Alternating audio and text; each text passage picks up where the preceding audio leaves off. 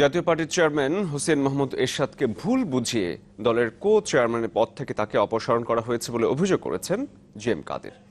Channel 24-কে তিনি বলেন, তাকে ব্যর্থ বলার কোনো যৌক্তিক কারণ নেই। তবে দলের প্রেসিডিয়াম সদস্য কাজী ফিরোজ রশিদের মতে এটা একান্তই চেয়ারম্যানের সিদ্ধান্ত।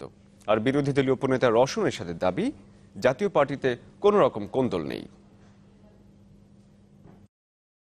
গত 16 জানুয়ারি দলীয় গঠনতন্ত্রের ক্ষমতা বলে কো চেয়ারম্যান জিএম কাদেরকে নিজের অবর্তমানে চেয়ারম্যানের দায়িত্ব দেন হুসেইন মোহাম্মদ এরশাদ। কিন্তু 2 মাস পরই বদলে গেল সেই সিদ্ধান্ত।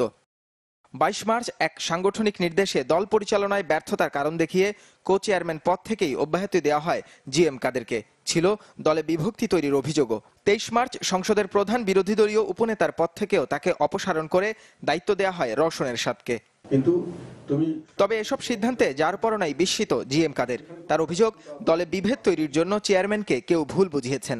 সার্বিকভাবে চিন্তা করলে কোনোখানে আমি ব্যর্থ হয়েছি এটা আমি নিজের কাছে খুঁজে কোনোখানে পাইনি। যারা এই প্রশ্নটি তুলেছেন আমি জানি না কি উদ্দেশ্যে বা কেন তারা তুলেছেন। জাতীয় পার্টির শীর্ষ নেতৃবৃন্দের মধ্যে গুটি কয়েক মানুষই শুধু এই মতবাদের সঙ্গে আছেন এবং সিংহভাগ মানুষই এটার সঙ্গে নেই। জিএম কাদের মনে করেন, তৃণমূলের নেতাকর্মীদের সমর্থন তার পক্ষেই আছে। ক্ষুণ্ণ করার চেষ্টা হয়েছে বলতে পারবো, তবে ক্ষুণ্ণ হয়নি এটা স্পষ্টভাবে বলতে পারবো।